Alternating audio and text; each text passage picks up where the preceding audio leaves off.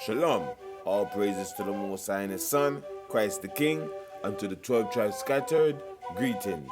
This is 12 Tribes Culture with Jakim Ben Israel, and what we'll be reading is Ecclesiasticus chapter 43. This is out of the Apocrypha. The pride of the height, the clear firmament, the beauty of heaven, with its glorious shew. The sun when it appeareth, declaring at his rising a marvellous instrument, the work of the Most High. At noon it pitcheth the country, and who can abide the burning heat thereof?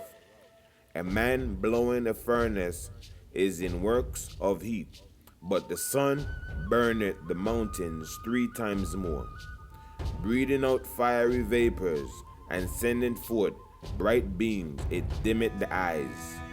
Great is the Lord that made it, and at his commandment it runneth hastily.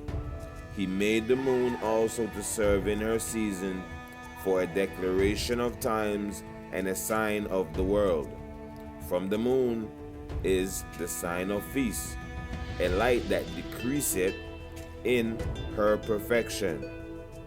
The month is called after her name, increasing wonderfully in her changing, being an instrument of the armies above, shining in the firmament of heaven. The beauty of heaven, the glory of the stars, an ornament giving light in the highest places of the Lord.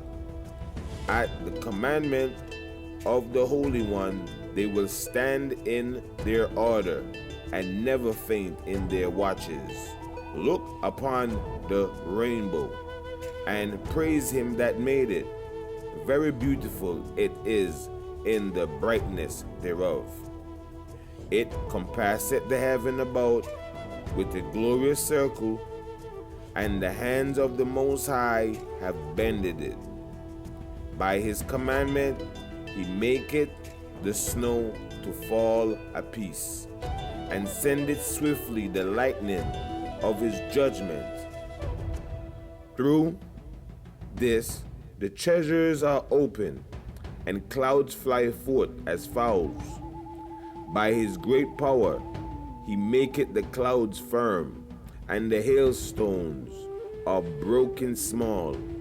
At his sight the mountains are shaken, and at his will the south wind bloweth.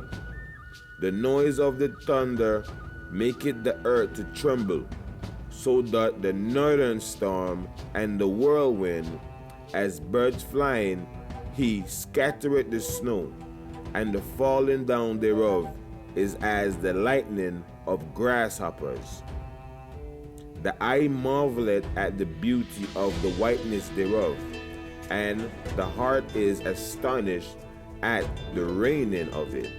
The hoarfrost also, as salt, he poureth on the earth, and being congealed, it lieth on the top of sharp stakes. When the cold north wind bloweth, and the water is congealed into ice, it abateth upon every gathering together of water, and clotheth the water as with a breastplate. It devoureth the mountains, and burneth the wilderness, and consumeth the grass as fire. A present remedy of all is a mist coming speedily, a dew coming after heat refresheth. By his counsel he appeaseth the deep, and planted islands therein. They that sail on the sea tell of the dangers thereof, and when we hear it with our ears, we marvel thereat. For therein be strange and wondrous works, varieties of all kinds of beasts, and whales created. By him the end of them had prosperous success, and by his word all things consist. We may speak much and yet come short, Wherefore, in sum, he is all. How shall we be able to magnify him? For he is great above all his works. The Lord is terrible and very great, and marvellous in his power. When ye glorify the Lord, exalt him as much as ye can, for even yet will he far exceed. And when ye exalt him, put forth all your strength, and be not weary, for he can never go far enough. Who hath seen him, that he might tell us, and who can magnify him as he is? There are yet hid greater things than these be, for we have seen but few of his works. For the Lord had made all things, and to the godly had he given wisdom.